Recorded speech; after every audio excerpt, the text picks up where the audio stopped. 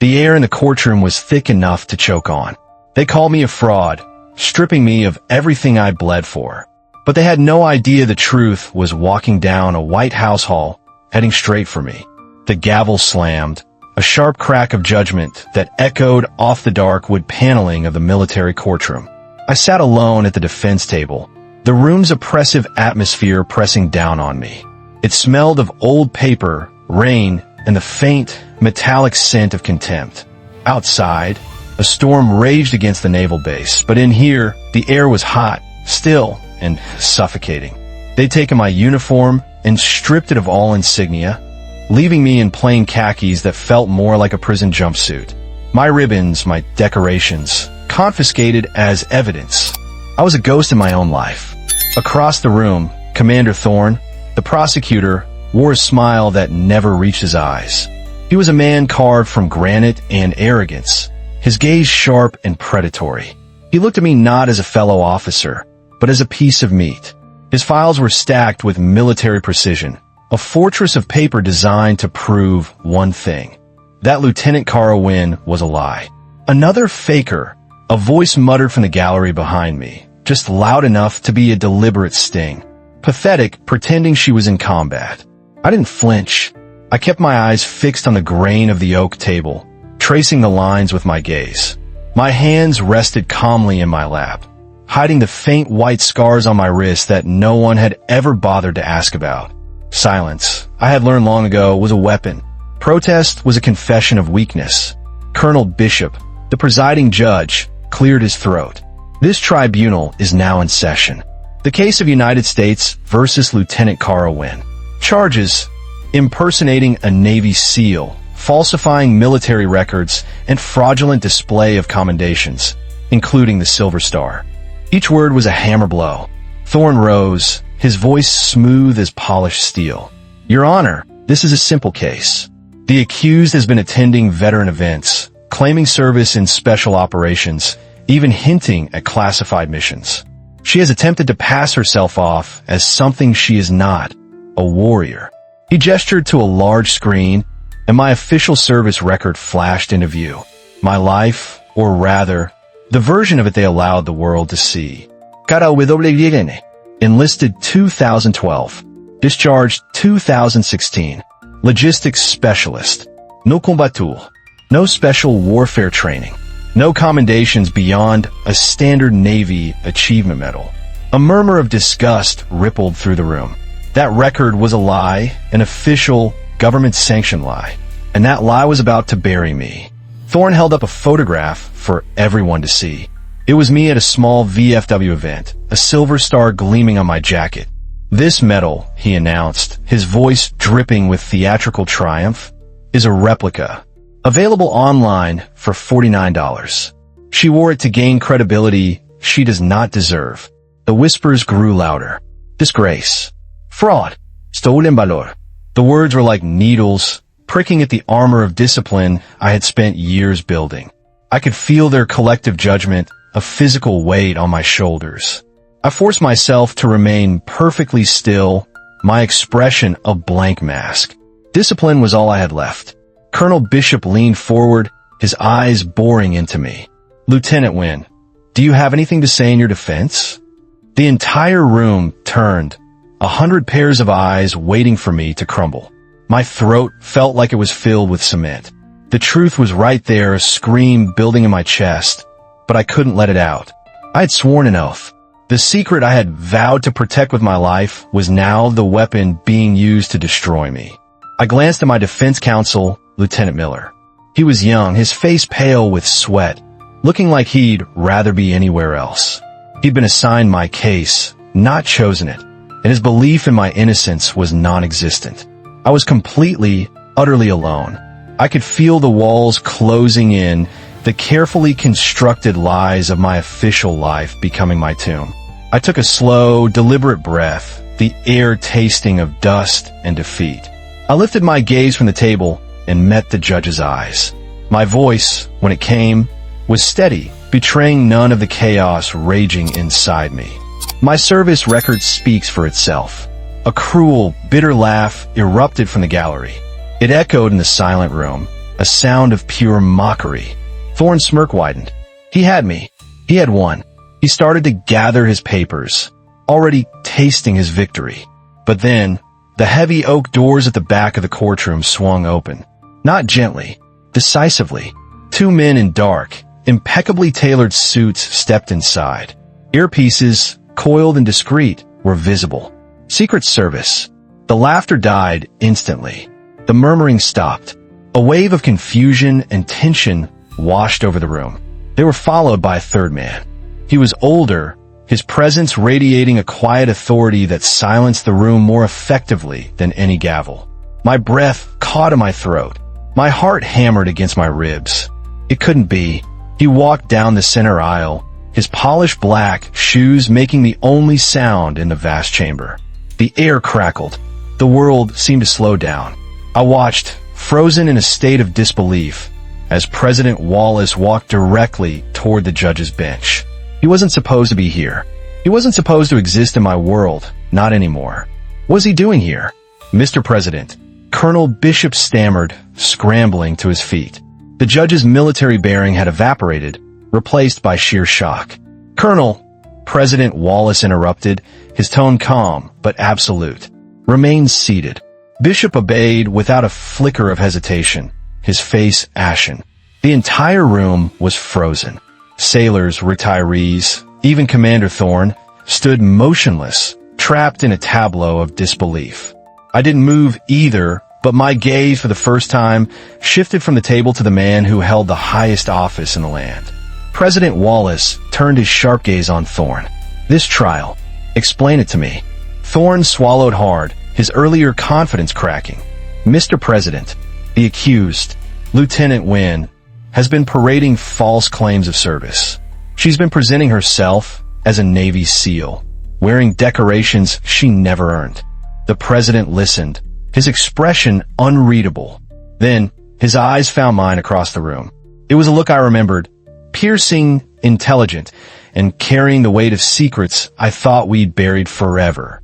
Lieutenant Wynne, he said, his voice softer but carrying to every corner of the silent room. Do you know why I'm here? No, sir, I replied, my voice even, though my heart was a drum solo in my chest. He reached into his coat pocket and produced a small, velvet-covered case. It was worn at the edges, familiar. He placed it on the judge's desk and opened it. Inside, nestled on a bed of faded silk, was a silver star. But not just any silver star. I could see it even from my seat, the specific engraving on the back, a date, and a classified operational code that was burned into my memory. It wasn't a medal. It was my whole world. It was my lost comrades, my sleepless nights, my silent honor. And now, it was lying there for everyone to see. This, President Wallace said, his voice firm again, is Lieutenant Wynne's medal. Awarded in a secure ceremony attended only by myself, Admiral Sterling, and two men whose names will never appear on any roster. It was presented for her actions during an operation in Yemen that saved not just an intelligence officer, but 30 civilians caught in the crossfire. A collective gasp swept through the room. Thorne blinked, his face a mask of confusion. Mr. President, with all due respect, no woman has ever. Stop! Wallace's single word cut through the air sharper than a blade. He stepped closer to Thorne. That statement, Commander, is precisely why Lieutenant Wynne's service was classified. She did not claim to be a SEAL. Others made that assumption. She served in a program so sensitive that even most flag officers never knew it existed. After the president's bombshell, the courtroom was dismissed in a state of stunned silence.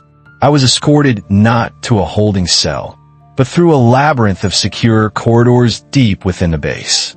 Lieutenant Miller, my young lawyer, followed, looking like he'd seen a ghost. We ended up in a windowless conference room, the kind that hums with electronic countermeasures, where secrets are told and then immediately cease to exist.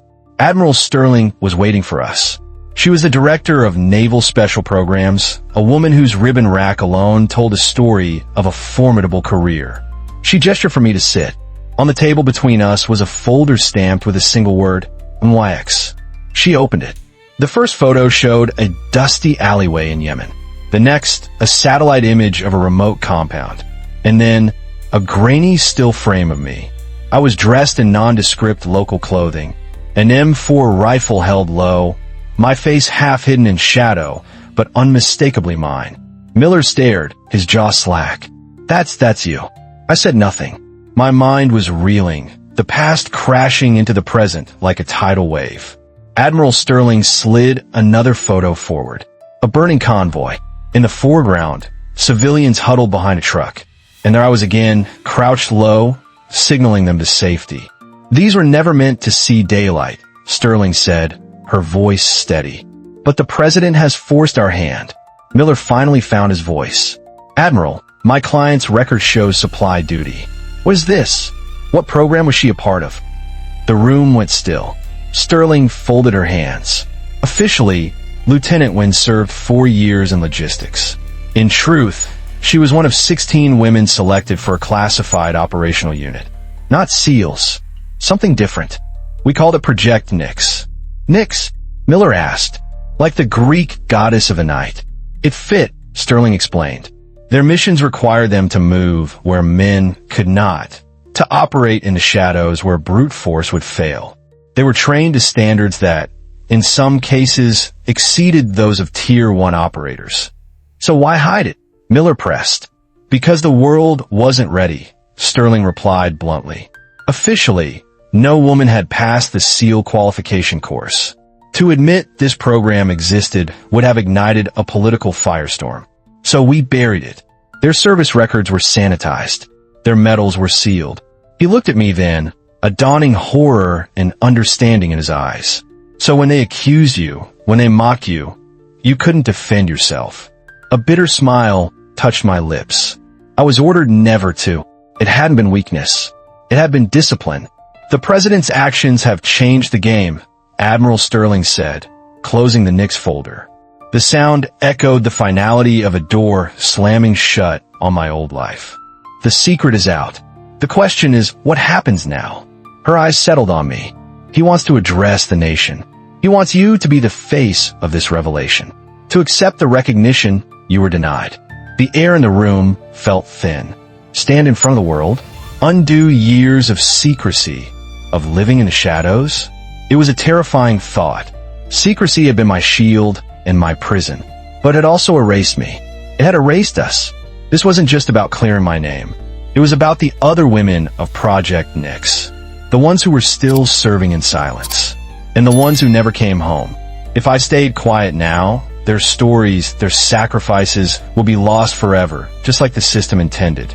I reached into my bag and placed my tarnished, original silver star on the table. It looked dull next to the polished wood. This recognition isn't for me, I said, my voice finding a strength I didn't know I had. It's for the ones who never came home. If their stories remain erased, then none of this means anything. A flicker of understanding, maybe even respect, crossed Sterling's face. That night, I stood in the wings of the East Room at the White House.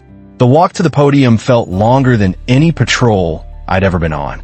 The room was a blinding sea of cameras and important faces. The president stood at the lectern, his expression grave. For too long, certain truths have remained hidden, he began. Not for lack of courage, but because of fear. Today, that changes. He gestured to me, and I walked forward, my heart pounding a steady, defiant rhythm. I wore a simple civilian jacket, but I stood as tall as I ever had in uniform. This, the president announced, his voice booming, is Lieutenant Cara Wynn. She, and others like her, served this nation in ways most of you will never know. They fought in silence, saved lives in darkness, and carried burdens that history denied them. He opened a case, revealing a new, gleaming silver star. He pinned it on my jacket. The weight of it was immense, not just metal, but vindication. The room erupted in applause. When it subsided, I stepped to the microphone. I never asked for this. I began, my voice clear and strong. My team and I served because it was necessary. For years, I carried this honor in silence, hiding who I was. And in that silence, I nearly lost myself. This isn't about proving women belong in special operations. We prove that with every mission. This is about acknowledging the truth so that no one else who served in silence is ever called a fraud again. I paused, my gaze sweeping the room. The real heroes are the ones who never came home. Tonight, remember their sacrifice. If you don't know their names, know that they existed. They bled. They gave everything. And they deserve to be remembered. The world changed overnight. Headlines blazed. The secret soldiers. President confirms classified female operators. The story was everywhere. The veterans who had sneered at me in the courtroom were now silent. Families of women who had served in obscure, unexplained postings finally had answers. The tide of public opinion, which had been so ready to drown me, now lifted me up as a hero. It was a strange, disorienting feeling. Back in my quiet apartment, far from the cameras and the noise, I took out the new silver star. It gleamed under the lamplight, perfect and polished. I placed it next to the old one, the tarnished, worn metal I had carried in secret for so long. One represented the past, the other, the future. One was the secret, the other, the truth. For the first time, I felt whole. My story is out there now, but it makes me wonder how many other stories are still locked away in classified files, hidden in the shadows. This whole ordeal taught me that the truth can be more powerful than any weapon, but it often needs someone to fight for it to be heard. It forced me to find a voice I never knew I had. So what do you think? Should these hidden heroes have their stories told openly, or should some secrets remain in the shadows for the sake of national security? Let me know your thoughts in the comments below. As always, please comment with respect for everyone's perspective. If my story moved you, don't forget to like, share, and subscribe for more. Thank you for listening.